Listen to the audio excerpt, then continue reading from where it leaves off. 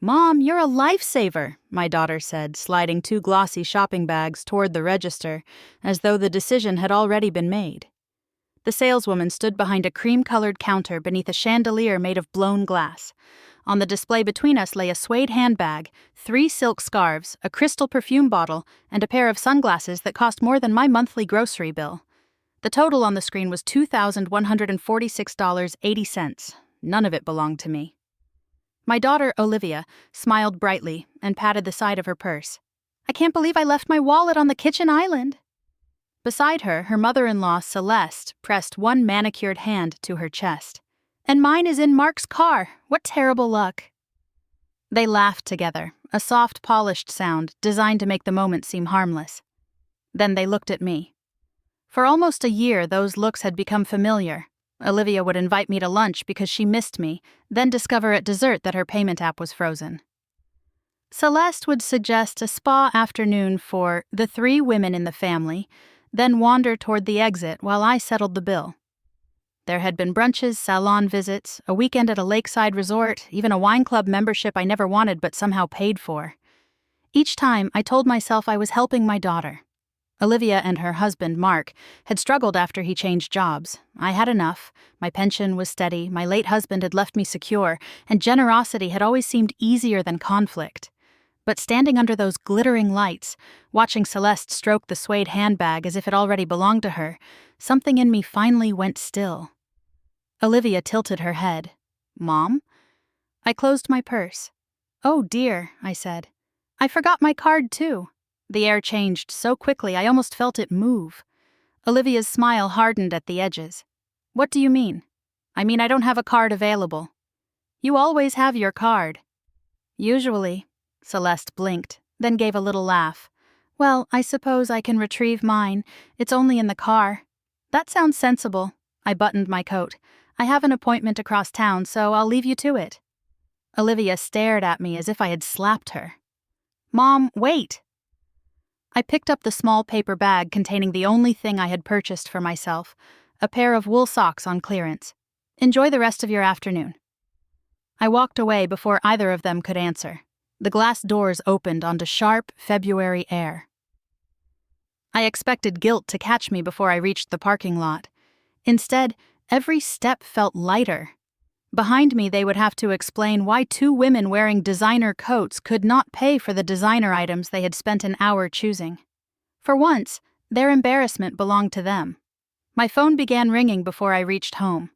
By the time I parked in my driveway, I had 7 missed calls from Olivia, 2 from Celeste, and 1 from Mark. Messages crowded the screen, but I left the phone face down and made tea. My house had been quiet since my husband, Thomas, died 3 years earlier. Olivia had gradually filled that silence with belongings, demands, and emergencies. I had mistaken noise for closeness. While the kettle warmed, I looked around my kitchen with new eyes. A stack of Olivia's mail sat beside the fruit bowl because she said deliveries were safer at my address. Celeste's expensive supplements filled half a cabinet because she did not trust the temperature in her apartment. A silver serving tray I had never chosen leaned against the pantry wall, waiting for one of their gatherings. Even the chair by the window had been replaced after Celeste declared my old one depressing. The phone rang again. "Mark," I answered. "Eleanor?" he said carefully.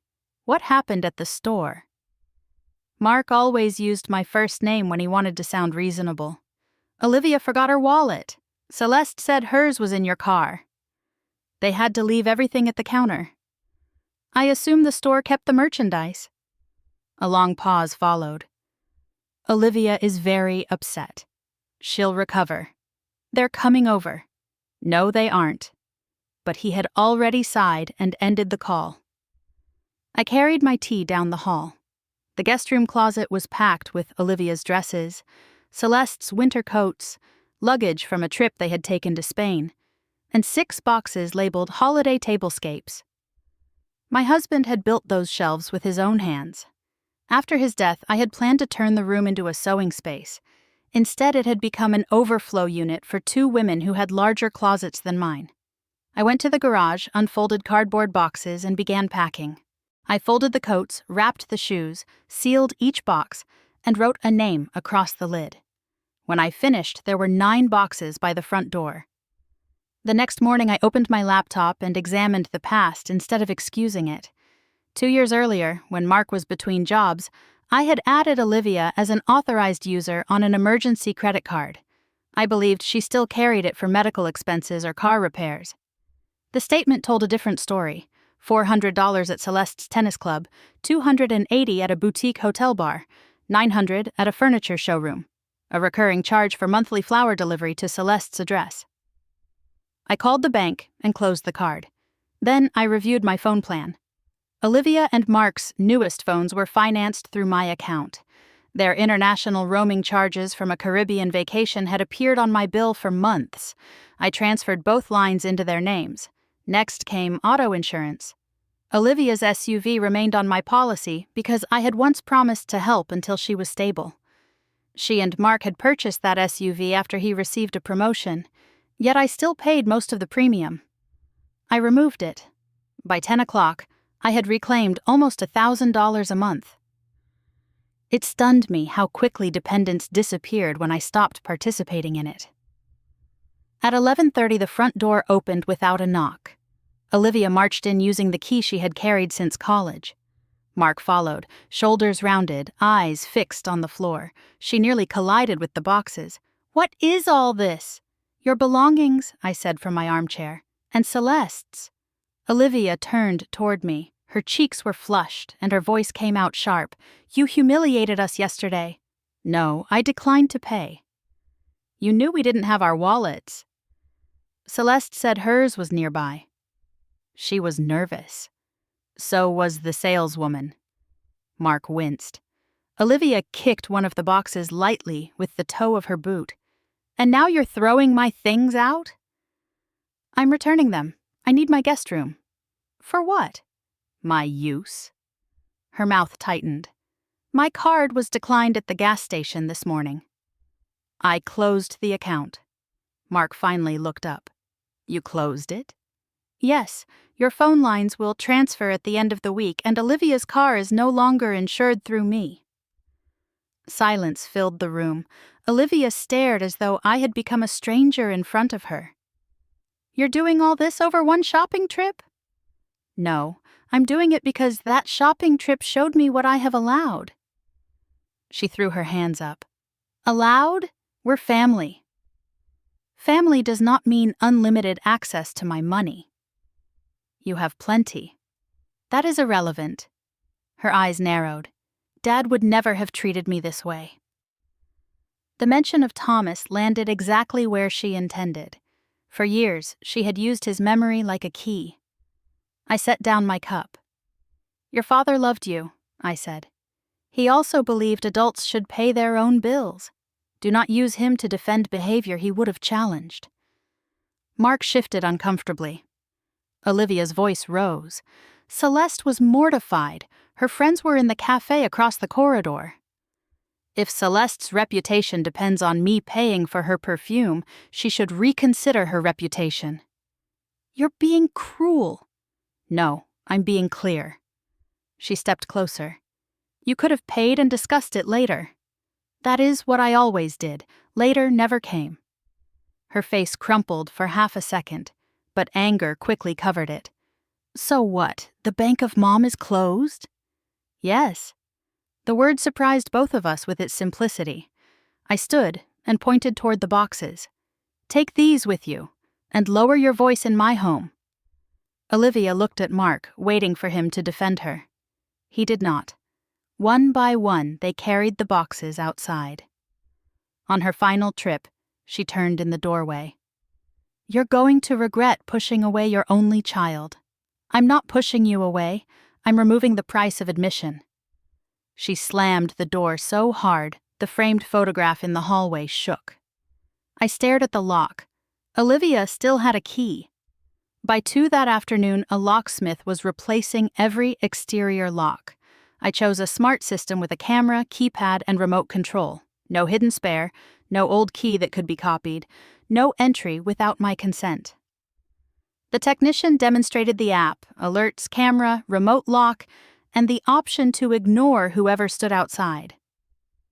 After he left, I redirected my financial mail, changed passwords, and locked important documents in a fireproof cabinet. That evening, I sent one message to Olivia and Mark. I have changed the locks and upgraded security.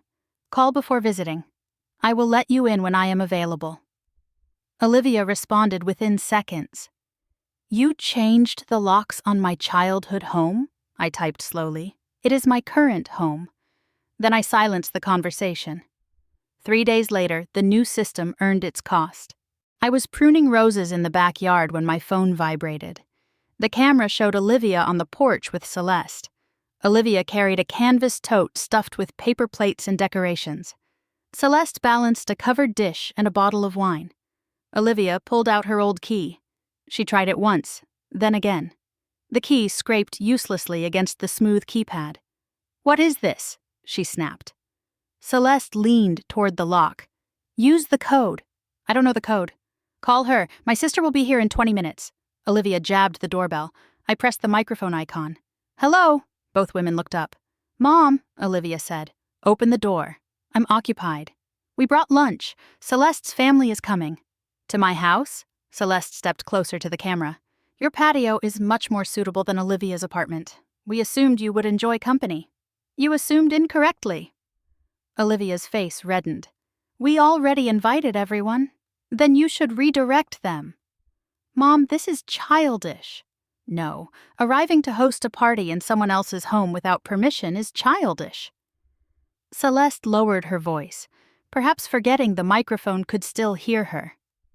She's enjoying this. I answered, I am enjoying my garden. Olivia glared into the lens. You're really going to leave us standing here? You have your own home, use it. I ended the connection.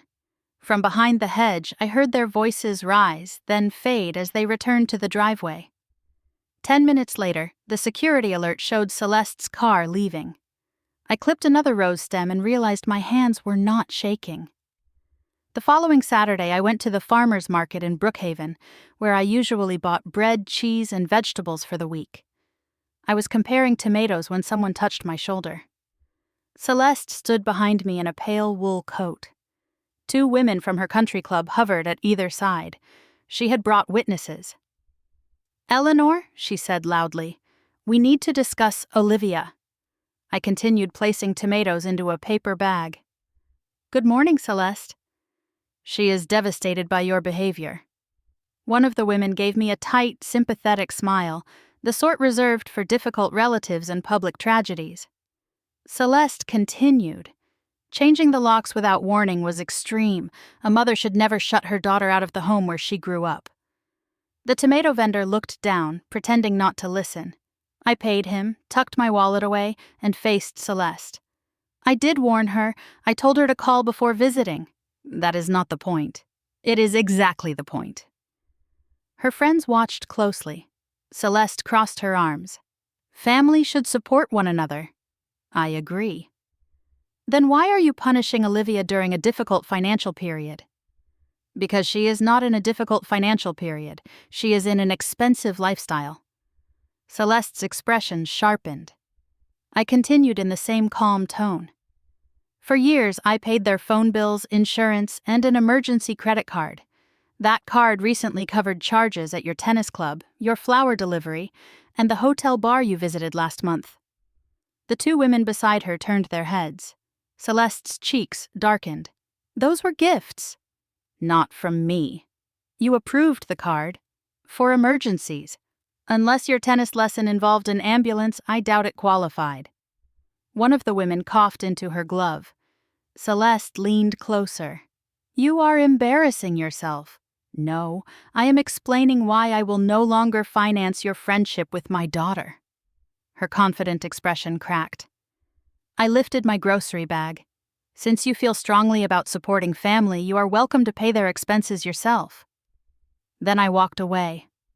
Behind me, no one spoke. For nearly a week, Olivia disappeared. No calls, no visits, only vague social media posts about betrayal, controlling mothers, and the pain of loving people who cared more about money than relationships. Mutual relatives began sending cautious messages. Is everything all right? Olivia seems upset. She says you cut her off suddenly. I answered only my sister, Margaret, who knew our family well enough to ask for facts. When I told her, she was quiet for a moment. Thomas worried about this, she finally said. What do you mean? He thought Olivia had begun measuring love by what people gave her. He mentioned it before he got sick. I sat down at my kitchen table. Why didn't he tell me? He planned to, then the diagnosis came, and everything became hospitals. Thomas had died 6 months after being diagnosed with pancreatic cancer. In those final weeks, we had spoken about medicine, legal papers, funeral wishes, and whether I would remember to clean the gutters. We had not discussed Olivia's spending. Margaret continued gently. He asked me to keep an eye on you. He said you would give away your piece if you thought it would keep Olivia close. After the call, I went into the study and opened Thomas's desk. I had cleaned most of it after his death, but one drawer still held notebooks, receipts, and small tools he refused to throw away. At the bottom, I found a yellow envelope with my name on it. Inside was a single sheet torn from a legal pad. Eleanor, remember that helping is not the same as carrying. Let her walk. The words were unmistakably his. I pressed the paper to my chest and cried for the first time since the boutique. Not because I regretted what I had done, but because I finally understood how long I had been confusing sacrifice with love. The next Tuesday evening, rain streaked the windows and the doorbell rang. The camera showed Olivia and Mark on the porch. No Celeste, no shopping bags. Olivia held a leather folder against her coat. I considered ignoring them. Then I saw Mark's face. He looked exhausted, not angry. I unlocked the door remotely. They stepped into the entryway and waited until I invited them farther. That small pause mattered. We sat in the living room. I took my armchair. They shared the sofa. Olivia placed the folder on the coffee table. We've been thinking, she began. Her voice was soft, almost tender, but I recognized the careful rhythm she used when she wanted agreement before revealing the request. Mark rubbed his palms together. Your house is a lot for one person. I manage. For now, Olivia said quickly. But things change. We worry about you being alone. I have neighbors. Margaret calls every day. My doctor says I'm healthy. This isn't criticism. She pushed the folder toward me. It's a plan. I opened it. The first page showed a printed floor plan of my home. The master bedroom was shaded blue and labeled Olivia and Mark. My name appeared in a small downstairs room beside the laundry area. I turned the page. Their apartment would be rented out. The rental income would pay their credit card debt. My pension would cover utilities, taxes, groceries, repairs, and shared household expenses. Celeste would stay in the guest room on weekends to assist with care. I looked at Mark. He could not meet my eyes. What care? I asked. Olivia folded her hands. Preventive care, companionship, help with maintenance. You want to move into my bedroom? It's larger and there are 2 of us. You want me beside the laundry room. It would be easier, no stairs. I climb the stairs every day. She exhaled. Mom, please don't focus on the labels. The labels are very clear, Mark leaned forward. We could rent our place for enough to get ahead. We've fallen behind since the accounts changed. Because you were depending on my accounts. We're trying to fix that, he said, by moving into my house and using my pension. He looked away. Olivia's composure cracked. Why do you always make everything sound ugly? I am reading what you wrote. It's mutually beneficial. To whom? To all of us. You wouldn't be lonely. We wouldn't be drowning. The house would stay in the family. The house is already in the family. It belongs to me. Her jaw tightened. You know what I mean? Yes. You mean you want control before I am dead? Mark stood suddenly. Olivia, we should go. No, she turned on him. We came to have a real conversation. A real conversation requires honesty, I said. So let us be honest. You are not worried about my health. You are worried about your debt. You want my bedroom, my income, and my property. You have even assigned your mother-in-law a room in a house she does not own. Olivia's eyes filled with tears. For a moment, I almost reached for her. Then she said, after everything I've done for you. I stared at her. What have you done for me? The question landed hard. She opened her mouth, closed it, then said, I'm your daughter. That is who you are. I asked what you have done. Her tears vanished into anger. I call you. When you need something, I include you. When you need someone to pay. That's not fair. No, it isn't. Mark covered his face with both hands. Olivia stood. If you keep acting like this, you will end up alone. I would rather be alone than purchased with my own money. You won't see your future grandchildren. The threat came quickly, almost automatically. It hurt. I had imagined holding her children since she was a teenager. I had saved the wooden rocking horse Thomas made in hopes that one day a grandchild would ride it. Olivia knew that. But grief had taught me something entitlement never understood. Love held hostage is not love offered. If you choose to keep children from me because I will not fund you, I said, that will be your decision, not mine. Her lower lip trembled. I closed the folder and handed it back. You and Mark need help, but not the kind you came to ask for. Sell the SUV, cancel the club memberships, stop traveling on credit, meet with a financial counselor, build a life you can afford. We came here because we thought you loved us. I love you enough to stop helping you destroy yourselves. Mark stood and took the folder. She's right. Olivia whirled toward him. He looked older than his 37 years. She's right, Liv. We can't keep doing this. The room became silent except for rain ticking against the windows. Olivia stared at him, then at me. You planned this together. No, Mark said. I agreed to come because you said it was about her safety. I didn't understand you had already assigned rooms. You saw the folder. I saw the budget page, not this. She snatched the folder from his hand and marched to the door. Mark followed, then paused beside my chair. I'm sorry, he whispered. I nodded. The lock clicked behind them. The next morning, Celeste called from an unfamiliar number and accused me of turning Mark against his wife. I let her speak until she ran out of insults. Olivia could lose everything, she said. Then she must stop spending as if nothing can be lost. She deserves comfort. She can afford the comfort she earns. Celeste called me selfish and hung up. I blocked the number, then contacted my attorney. Within a week, I'd updated my will, named my sister Margaret as medical proxy, and placed the house in a trust that no one could control while I was alive. I kept Olivia as a beneficiary, but I removed every possibility that she or Celeste could treat my property as an advance inheritance. For the next 2 months, Olivia did not visit. Through Mark, I learned that their debt was far worse than I had known. They sold the SUV, canceled memberships, and put their apartment on the market. Mark moved into a furnished studio after discovering 2 credit accounts Olivia had hidden from him. Celeste blamed me for the collapse of the family. I grieved, but I did not write a check. Then, one Saturday morning, Olivia called before coming over. When I opened the door, she looked thinner and younger at the same time. Her hair was tied back, and she wore jeans instead of the polished outfits Celeste preferred.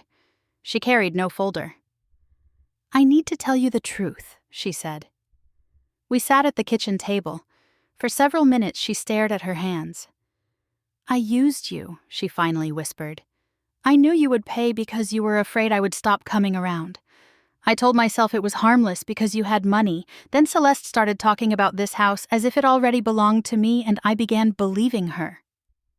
I did not rescue her from the silence. I contacted a credit counselor, she continued. Mark and I are selling the apartment. I may have to declare bankruptcy. That may be necessary. She looked up. You're not going to offer to fix it? No. Pain crossed her face, followed by something I had not seen in years. Acceptance. Okay, she said. We talked for nearly 2 hours. She apologized for the card, the uninvited party, the floor plan, and the threat about future grandchildren. I told her apologies mattered, but trust would return only through consistent behavior. Before leaving, she asked to see the guest room. I showed her the sewing table, the shelves of fabric, and the cedar chest Thomas had built. It's beautiful, she said. It's mine. She nodded. I know. 6 months later, Olivia and Mark were living in a smaller rental and attending financial counseling together. Their marriage had survived, though neither pretended the damage had vanished. Olivia worked extra hours and sold most of the luxury things she had once displayed for Celeste's approval. She stopped attending the country club. Celeste's spa trips ended when no one else agreed to pay for them. On my 66th birthday, Olivia brought a homemade lemon cake and handed me an envelope.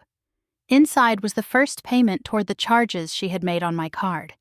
I accepted it. After dinner, she noticed Thomas's framed note on my shelf. "Helping is not the same as carrying. Let her walk." "Was that about me?" she asked. "About both of us." Her eyes filled. "I'm trying to walk." I can see that. My locks remain changed. My financial accounts remain private. Olivia calls before visiting, and when she comes, she brings herself instead of a bill. We are not back to the relationship we had before, because that relationship depended on my silence. We are building something better, slower, and more honest. The day I closed my purse at that boutique, I believed I was risking my only daughter. In truth, I was giving both of us the first real chance to grow. I did not stop loving Olivia. I stopped paying her to love me back.